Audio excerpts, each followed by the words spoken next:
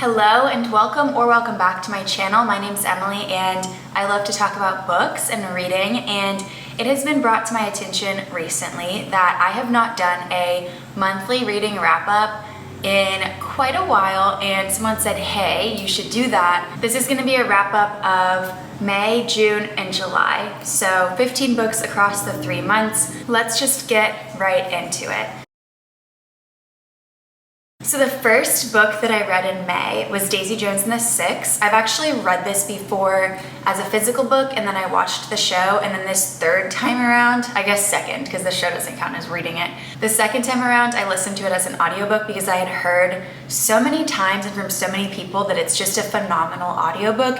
This book tells the story of a 1970s band in interview format. So if you open it up, you see just kind of like a script with person and then their quote, instead of it being in a traditional story format, which was a really cool way to read a book and also a really great way to listen to an audiobook since they had different voice actors for each person. It made it more of a performance. And this book follows the band and details all of their moments from how they came together and were created when they added the additional member Daisy Jones, and then how that impacted the rest of their lives. So it follows the whole trajectory of this band from inception until their breakup, and it gives very Fleetwood Mac vibes. It's loosely based on Fleetwood Mac. So if you like the vibe of Fleetwood Mac and you want to read a story that the aesthetic is just dripping in that 1970s hippie band vibe, you should definitely pick this book up. Like so many of Taylor Jenkins Reid's books, this book is about one thing on the surface and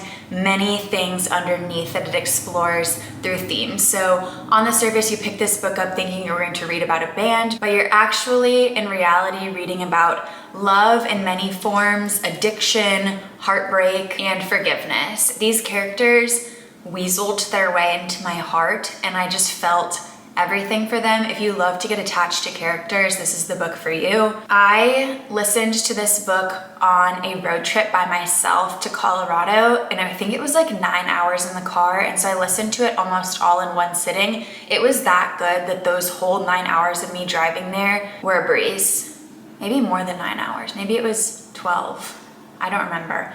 But it was a really long drive, and it was the perfect audiobook to listen to on the drive. It kept me entertained the whole time, and that is something that I find it hard for audiobooks to do because I just love listening to music. I would almost always rather be listening to music than listening to an audiobook, and this audiobook had me in a chokehold, even though I already knew what it was about and how it ended. I recommend all of Taylor Jenkins Reid's books because I think that they're so deserving of the hype, and this one is one of my favorites of hers. I gave Daisy Jones and the Six 5 stars the first time I read it, and I gave it 5 stars again the second time that I read it. So super solid, easy 5-star book for me. I forgot to hold the book, I have it. This is the book.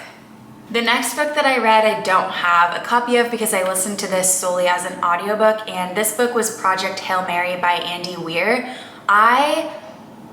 Let me hold my opinions until I give you the synopsis. So this book follows our main character, Ryland Grace. He's a science teacher. That fact that he's a science teacher is repeated many times throughout this story. Like, they really hammered that into your brain. He wakes up from a coma on a spaceship with no recollection of how he got there or what his purpose on the spaceship is. And we follow Ryland's story through 2 storylines, one of the present of him on the spaceship trying to piece together his story and what happened to him, and then one we live in the past through flashbacks that he's getting as he's trying to put his story together. So we are with him as he is on the ship kind of trying to figure out what's going on and then having these flashbacks. So that was a cool part of the story, that we got to like be there with him and learn through flashbacks instead of it being just a linear story. Like many books about outer space, Ryland has to save the world and encounters some extraterrestrial beings on his quest to do so. Honestly, this audiobook and I got off on a bad foot because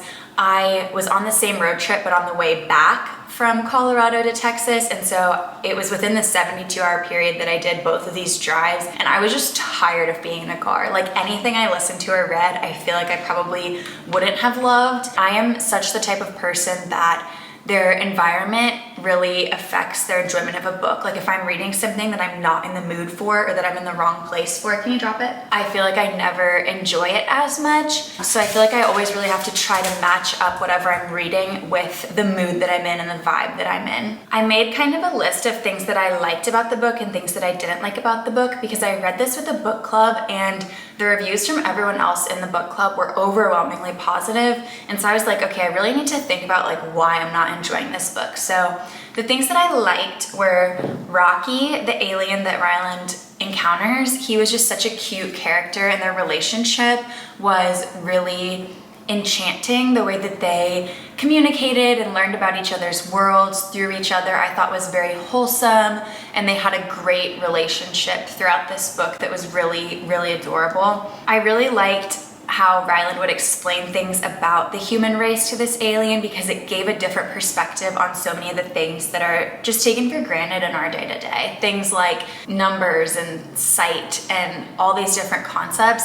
I think that was definitely the best part of this book, and I wish that there was more of it. I also really liked the ending of this book. I don't always fall in love with the ending of a book or think like, I feel like most books I read, I'm like, okay, that was fine. I don't think too much about the ending, I guess. But this book had a really, really great ending that I thought fit really well with the story and the characters. And I just remember as it was ending, I was like, wow, that was a really good way to wrap this book up, even though I didn't really enjoy the book. Come here, come on.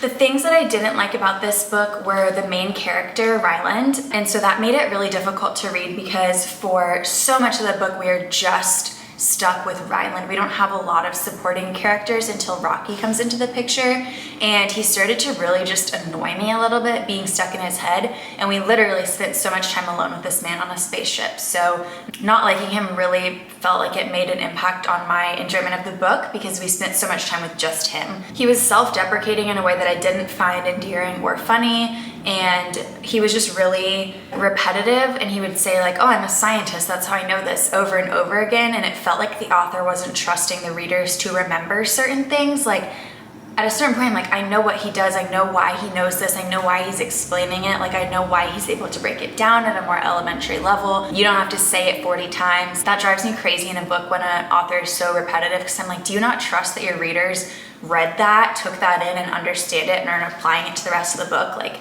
trust your readers. And then I also felt like there was a ton of science in this book and that they explained the science really more in depth than it needed to be for a sci-fi book. I just didn't really feel like it was all necessary to understanding the story. And maybe if you like science, it was better. And I don't dislike science. I'm just not a woman in STEM enough, I guess. I don't know. I just felt like a lot of it was unnecessary and kind of dragged out the story, which brings me to my next point, that it felt like low stakes, even though it was high stakes. Like this man would be on the verge of death, and because the more scientific, boring, quote unquote, parts were so long, like when it started to get more ramped up and where it should have felt like more high stakes because we had so much of this fluff, it just really didn't. Like I just was like, okay, like he's about to die, like okay. I would have really liked for the author to use more elements of thriller and suspense in this book because I feel like it could have been the book that had you on the edge of your seat, and it just didn't do that for me. Overall, I think I gave it like a 2.5 or a 3 star. I didn't think it was a bad book, I just thought it wasn't the book for me. So I can see why people would have really enjoyed this, but personally it just was not something that was up my alley really. I need to read some more sci-fi books because I feel like I've read a few that I've enjoyed, and I think that it's a genre that I could really see myself getting into. I loved Star Wars growing up. It's time to be in my sci-fi era, and this book wasn't it for me. It didn't get me there. I almost DNF'd it 1 million times actually reading it. The next book I read was Rouge by Mona Awad, and I freaking loved this book so much. I read Bunny earlier this year, and this author does an incredible job of writing books, and I think that she should just keep doing that forever and ever and ever. Like, she really found her purpose, and I'm really benefiting a lot from it because I really loved both of her novels. Rouge is about a skincare obsessed girl named Bella who is just really obsessed and always thinking about maintaining her beauty and her youth. She is the way she is because her mom was the way that she was, and her mom was really obsessed with beauty, and she was really influenced by her mom growing up and her mom's really like rigid obsession with being so gorgeous, stunning, beautiful. So after her mom dies, Bella returns to California, and she is forced to reconcile with and straighten out a plethora of things that her mom left behind. Everything from her house to her relationships to her mental problems to the cult that she was in. And Bella's forced to deal with all of these things, and we follow along as she does. This was inspired by Beauty and the Beast and Demeter and Persephone, I believe. And if it wasn't, it really gave those vibes. Mona Awad has a really distinct voice and a really beautiful way of writing very absurd, mind-bending, fever dream-esque novels, and they're so fun to read. You have to just kind of suspend your disbelief a little bit and go with the flow and accept that you're not going to know everything. You have to accept that some things are just like vibes, and you can go deep into anything that happens and like interpret it in any way that you want to, but a lot of things are left specifically for you to do that, for you to interpret the way that you want to. And I feel like it just leaves a lot of room for a reader to feel really creative. The author was really creative. I haven't really read anything like this before. It is similar to Bunny, where the protagonist's mind kind of is bending and it's almost an unreliable narrator kind of vibe, and you're just along for all of the mind-bending elements, which is something that Bunny did so well and this book did so well too. I think that I enjoyed this more because I had read Bunny, and because I had read Bunny, I knew what to expect with Mona Awad's writing style. I think it's definitely a writing style you have to get used to, because you have to accept that you're going to be confused some of the time and things later will start to make sense. But the reason that you're confused is because the main character is often confused or feeling really clouded. So you get a lot of that as the reader. And I think that she just writes in a really brilliant way. It's a lot of satirical elements too, which I wasn't expecting with Bunny, and so I was able to expect it more with this. But there are some very dry, wry, witty, humorous moments, and it just made the book so much better, and it has so much depth because Mona is just so good at so many things in her writing, and I feel like she knows what she's good at and she sticks to it, at least with these two books. I haven't read anything else by her, but this was amazing and unlike anything I've ever read, and I gave it 5 stars very easily. Next, I read Meet Me at the Lake by Carley Fortune, which is going like really beautifully with the pink background on my TV. This book was a very summery, easy, light romance, and the romance is about 2 strangers who meet and have kind of a whirlwind romantic day together. So they're in their early 20s and they have this whirlwind romantic day and night together, and they plan to meet up like a year in the future at one of their lake houses, and one of them does not show up, and then the other one is forced to reconcile with this, and then 10 years later they run back into each other and we get this book. I almost didn't buy the romance in this book, and it's a romance book, so I really you really need to buy the romance and feel like there's a reason that they like each other and feel the connection and the chemistry.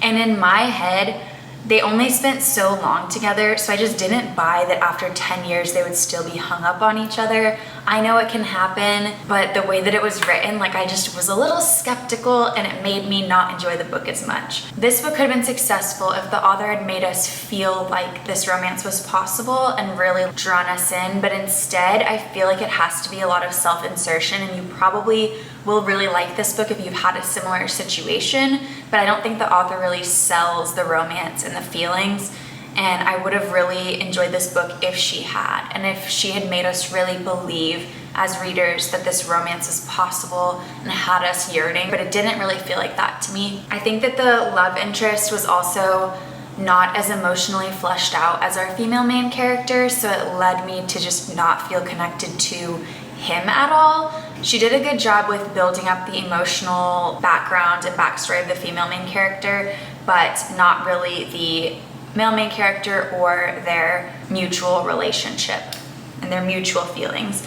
This was sadder than your average summer romance, which I actually really liked that about it. I feel like a lot of summer romances are so fluffy and light that having one with a little more depth was something that I enjoyed. The main character had a lot of anger built up, I would say, and I think that that gave a little bit more depth to the read, and I think that although it wasn't always super relatable, her anger was written about well. I wish the way that the author wrote about the female main character's anger was applied to the rest of the emotions in the book, that's all. I gave this a 2.5 stars. I forgot the people's names like days after I read it. It just wasn't super impactful or stand out to me, but I didn't think it was atrocious. I didn't hate read it, but I probably wouldn't necessarily recommend this book unless you're looking for that particular trope, in which case the writing was good, like it was a solid book. It just didn't really fully resonate with me as a reader. I started off June super strong by reading Piranesi by Susanna Clarke, which has been at the top of my TBR list for so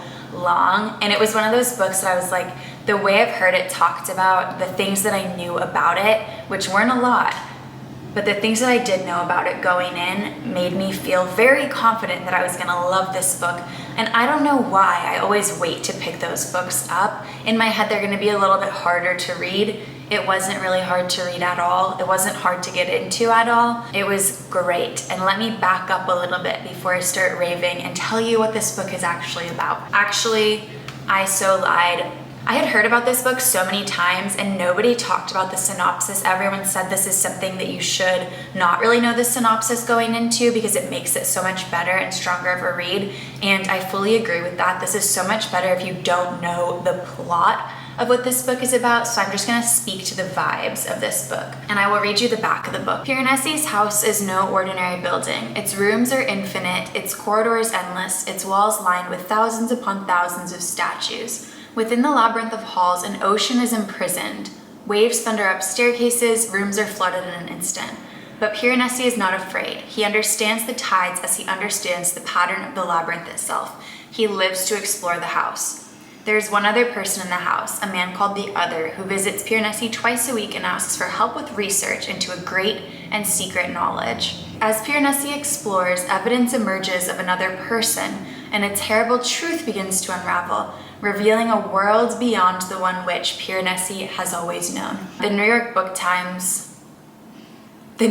Times book review says that this book is rich, wondrous, full of aching joy and sweet sorrow, and that's a really good description of the vibes of this book. I think if you liked the following books that you would really like Piranesi, and they are The Giver, The Alchemist, The Night Circus, Circe, and Song of Achilles. I think that those books kind of have similar vibes, and I will say that the main character in this book is one of my favorite main characters I have ever read about. Seeing through this main character's eyes was incredible because this is such a pure, honest, wholesome main character to be in this situation that he is in. If you really love a heart-aching, beautiful, vibey, this book is for you. This was an easy 5-star book for me and just made me so incredibly happy. It's one of those books that I feel like reminds me of why I love reading. You have those every once in a while, you know? Next, I read Beach Read by Emily Henry, and this book was about two authors who are both in little writing ruts and they're vacationing, they're near each other, they knew each other a little bit growing up, but not really, and the girl's a romance writer, the guy's like a literary fiction writer, and they are in their different genres and like think that they're just so different and blah, blah, blah. I really didn't like the way that they handled the male main characters' emetophobia. They kept calling it vomit phobia, and I was like, just like call it what it is and trust your readers to look it up or say what it is and then refer to it by its name. Like, it felt very juvenile to keep referring it to vomit phobia. That's my main gripe, I feel. Something about this also gave me anxiety. Something about their relationship gave me a lot of anxiety. Like, the whole time I was just like, oh, instead of swooning. And when I read a romance book, I kind of wanna, it's supposed to be fun, not anxiety inducing, and their relationship just was like, I just kind of felt like that. It was very forgettable, largely. I think I gave it a, what did I give this book? Like, I barely remember anything. I remember it was fine. Like, Emily Henry's a good author, don't get me wrong, I think that Emily Henry is deserving of the hype that she gets for the most part, but not all of her books are 5-star books for me. Beach read I gave 3 stars. So I think I liked it more than Meet Me at the Lake by Carley Fortune, but less than the next romance books that I'm going to talk about. I did like that they were authors. I love reading about people in the book industry.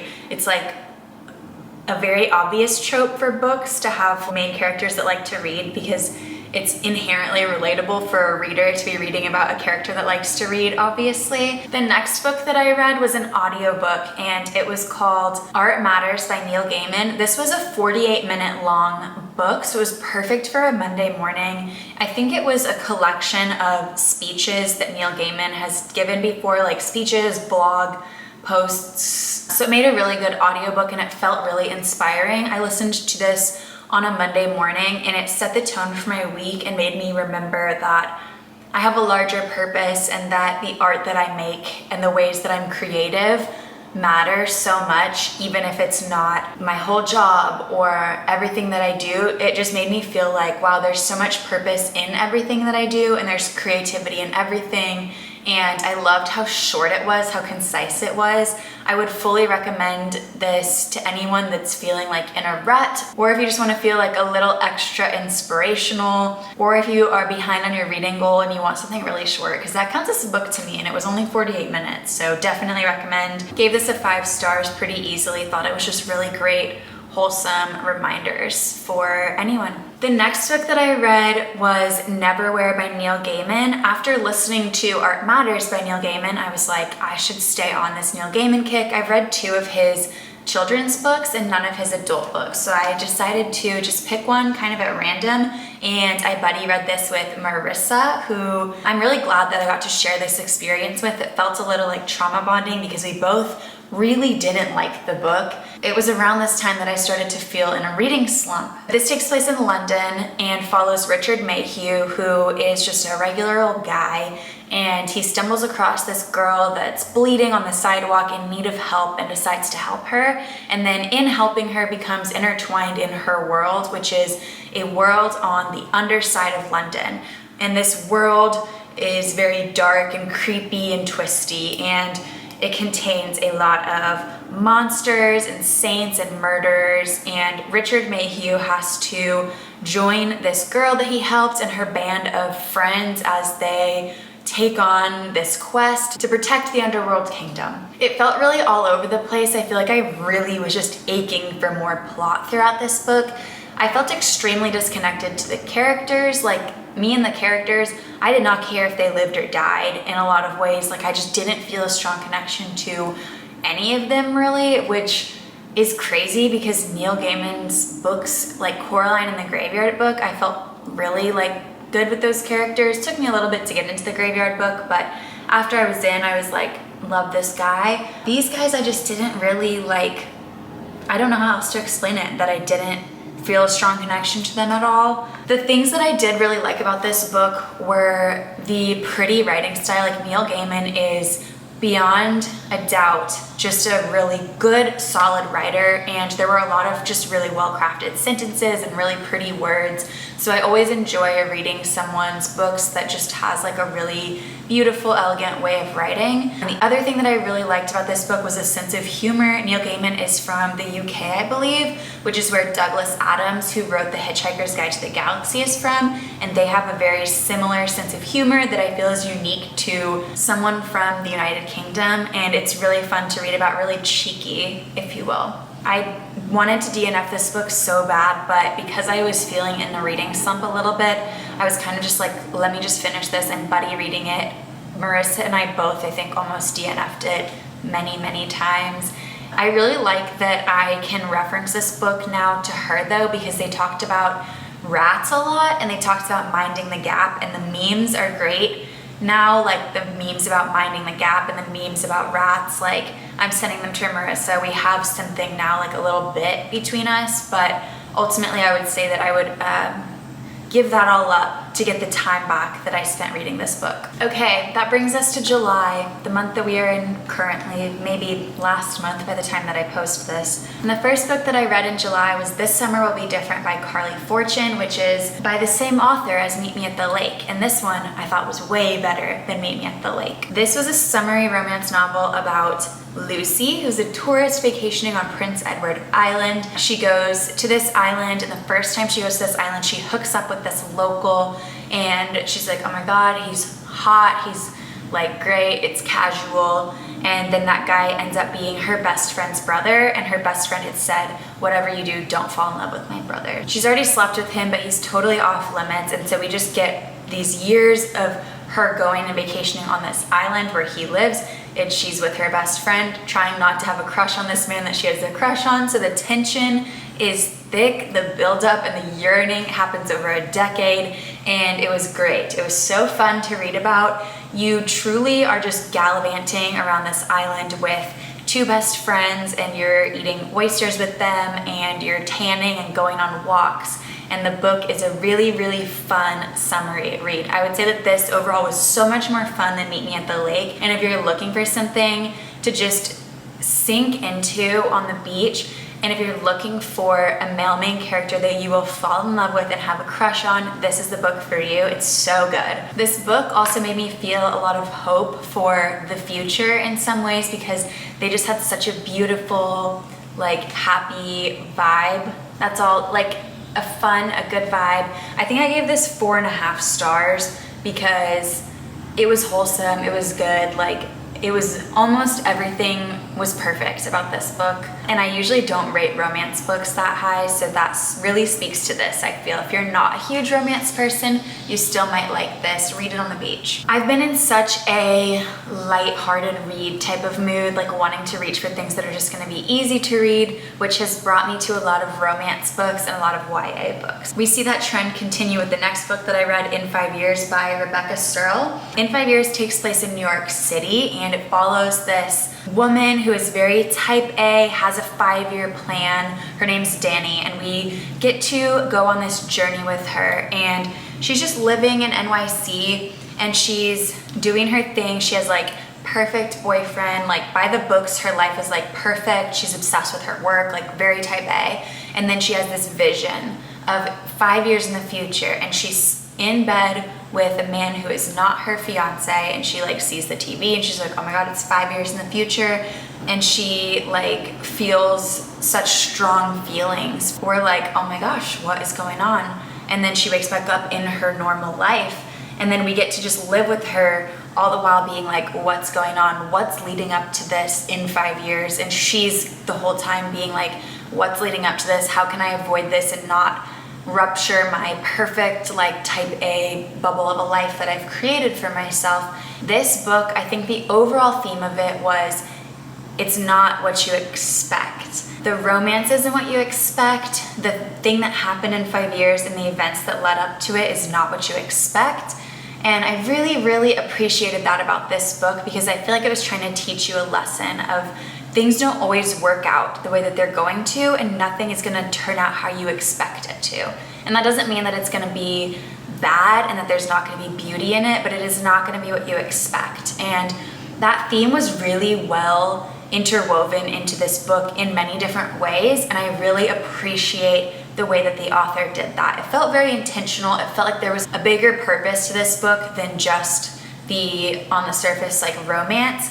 And I feel like it really emphasized the female friendship, which I also thought was really stunning and beautiful. More so than it was a romance, it was a testament to female friendships. And that made this book special and unique. It did have a trope in it that I don't really like. I won't say what it is because I'm not gonna spoil it, but there was something in there, if you've read it, you probably know what it is. I just didn't love it. I was a little annoyed by the female main character, but I think that was kind of the point, because you get to go on this character arc with her, and she has a lot of really good character development throughout the book, away from being this type A person. But at the beginning she annoyed me a little bit. I think this was like a 3.5, 3.75 is what I would give it. I say I think, like I don't choose the rating myself. Next I read all of the books in the Natural series. This was a book club read, and I still haven't had the book club on it. I only have one of the physical books. This is book 2 because book 1, 3, and 4 I read on Kindle and audiobook.